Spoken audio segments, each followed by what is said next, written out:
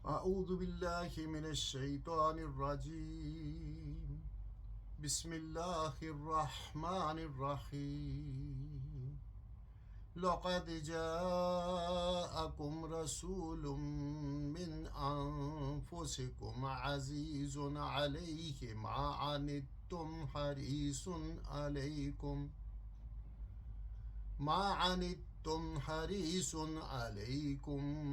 بالمؤمنین رؤوف رحیم فَإِن تَوَلَّوْا فَقُلْ حَسْبِيَ اللَّهُ لَا إِلَٰهَ إِلَّا هُوَ عَلَيْهِ تَوَكَّلْتُ وَهُوَ رَبُّ الْعَرْشِ الْعَظِيمِ۔ صدق اللہ العظیم و صدق نبی الکریم۔ سورہ توبہ کی آخری دو آیات میں نے آپ کے سامنے پڑھی۔ ترجمہ کچھ یوں ہے، دیکھو تم لوگوں کے پاس ایک رسول آئے ہیں جو خود تم ہی میں سے ہیں، تمہارا نقصان میں پڑنا ان پر بہت شوق ہے، تمہاری فلاح کے وہ حریص ہیں، ایمان لانے والوں کے لیے وہ شفیق اور رحیم ہے۔ اب اگر یہ لوگ، اے نبی صلی اللہ علیہ وسلم، اب اگر یہ لوگ آپ سے منہ پھیرتے ہیں تو اے نبی صلی اللہ علیہ وسلم ان سے کہہ دو کہ میرے لیے اللہ بس کافی ہے، کوئی معبود نہیں مگر وہ یعنی اللہ، اسی پر میں نے بھروسہ کیا اور مالک ہے عرش عظیم کا۔ اس آیت کی تفسیر بعد کا معاملہ ہے۔ آج اس جگہ پہ جیسے جو مناسب سمجھتا ہوں اس کی بات کرنی ہے وہ یہ ہے کہ ہم ماہ سفر میں ہیں اور اس کے بعد ربیع الاول ہے، جس پہ اللہ سبحانہ تعالیٰ نے اس دنیا پہ ہر ایک پہ، چاہے وہ انسان ہے، حیوان ہے، پرندہ ہے، چرندہ ہے، درخت ہے، پانی ہے، ہوا ہے، رستے ہیں، ہر ایک پہ احسان کیا اللہ سبحانہ تعالیٰ نے یہ نبی محترم بھیج کے۔ اس میں خاص طور پہ اگر ہم انسانوں کو دیکھیں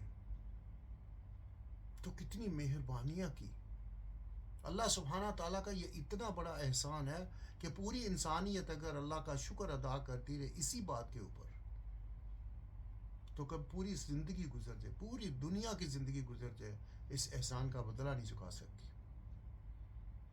آپ صلی اللہ علیہ وسلم کے آنے سے پہلے کیا حالت تھی؟ ابھی ربیع الاول آ رہا ہے اور ہمارے بازار، ہماری سڑکیں، ہماری مساجد، ہمارے گھر، ہمارے رستے، ہر چیز کو سجا دیا جائے گا استقبال کے لیے، 12 ربیع الاول منانے کے لیے۔ ابھی سوال یہ پیدا ہوتا ہے کہ کیا وہ ایک دن کا جشن، وہ ایک دن کی خوشی منانے کے لیے یہ جتنا ہم اہتمام کرتے ہیں، کیا آخرت کے لیے بھی کچھ کرتے ہیں؟ جس مقصد کے لیے وہ نبی یہ محترم صلی اللہ علیہ وسلم کو اللہ سبحانہ تعالیٰ نے بھیجا، کیا ہم اس کے لیے تیاری کرتے ہیں؟ ہمارے شب و روز کا ایک ایک لمحہ اس کی ہدایت تو اللہ نے دے دی، اور اس کی پوری تشریح اپنے اقوال مبارک سے، اپنے افعال مبارک سے نبی اکرم صلی اللہ علیہ وسلم نے کر کے ہمیں دکھا دی۔ کیا نبی اکرم صلی اللہ علیہ وسلم نے ہمیں صاف ستھرا رہنے کا حکم نہیں دیا؟ ذہنی طور پہ بھی، جسمانی طور پہ بھی، لین دین کے معاملے میں، بات چیت کے معاملے میں؟ کیا ہمارے نبی صلی اللہ علیہ وسلم نے ہمیں شرم و حیا نہیں سکھلایا؟ ہمارے نبی صلی اللہ علیہ وسلم تو بیٹھے ہوں اور ان کی ٹانگ مبارک سے کپڑا اٹھا ہو تو حضرت عثمان آئے تو اس کو ڈھانپ لیں حیا کی وجہ سے، اور ہماری کیا حالت ہے؟ بتایا جاتا ہے کہ نبی کرم صلی اللہ علیہ وسلم حیا میں اور شرم میں اس حد تک تھے جیسے کہ ایک کنواری لڑکی ہوتی ہے، اس سے بھی بڑھ کے تھے۔ ہم خود سوچ لیں ہمارا لباس کیسا ہوتا ہے، کیا لباس وہ ہمارا حیا والا ہوتا ہے؟ اگر ہوتا ہے تو اللہ کا شکر ادا کرے، اور اگر نہیں تو پھر ہم کس نبی کے اور کس مقصد کے لیے وہ 12 ربیع الاول کے لیے خوشیاں مناتے ہیں؟ اللہ تو فرماتے ہیں کہ دیکھو تمہیں میں سے آئے ہیں، تمہیں ذرا سا بھی نقصان پہنچتا ہے دنیا اور آخرت میں ان کو بہت تکلیف ہوتی ہے۔ ابھی اسی نبی کے امتی اگر ان کے احکام کی خلاف ورزی کریں گے، آپ کے تعلیمات کی خلاف ورزی کریں گے، تو کیا ہمارے نبی کو دکھ نہیں ہوگا اس دن جب وہ ساری دنیا کے اوپر گواہی دیں گے؟ وہ شفاعت کس کی کریں گے؟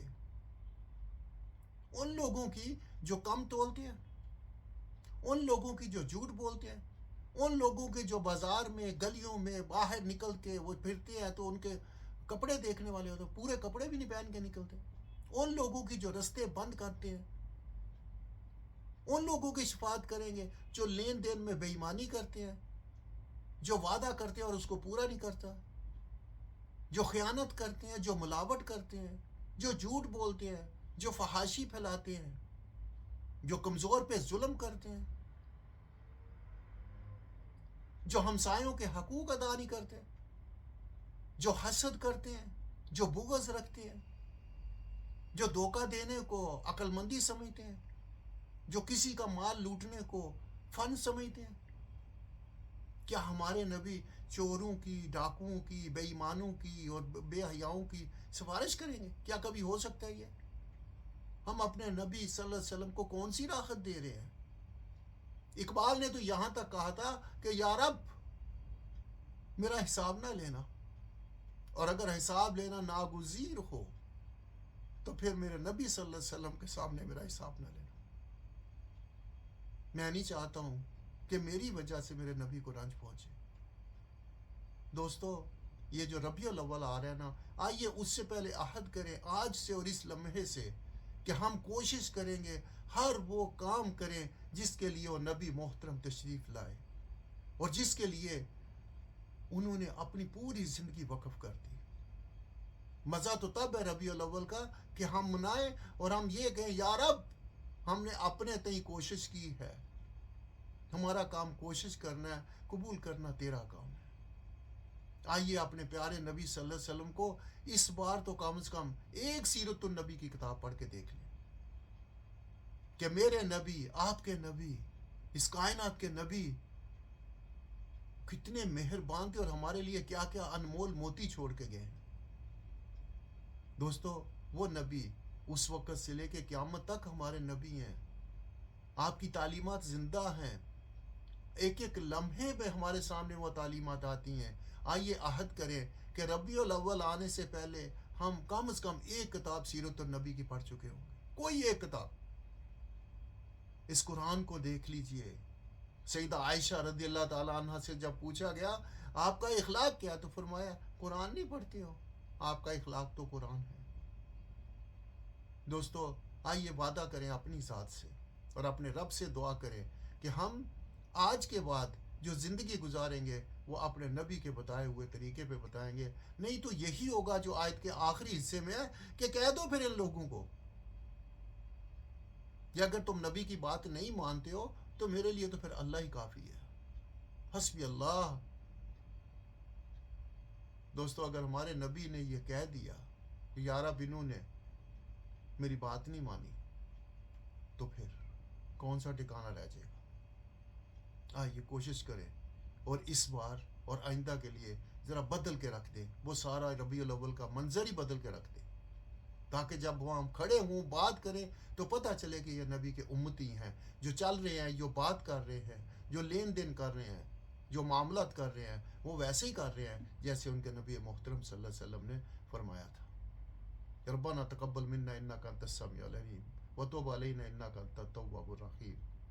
اللهم صل على سيدنا مولانا محمد وبارك وسلم عليه. سبحان ربك رب العزة عما يصفون وسلام على المرسلين والحمد لله رب العالمين. وجزاكم الله خير. السلام علیکم ورحمۃ اللہ وبرکاتہ.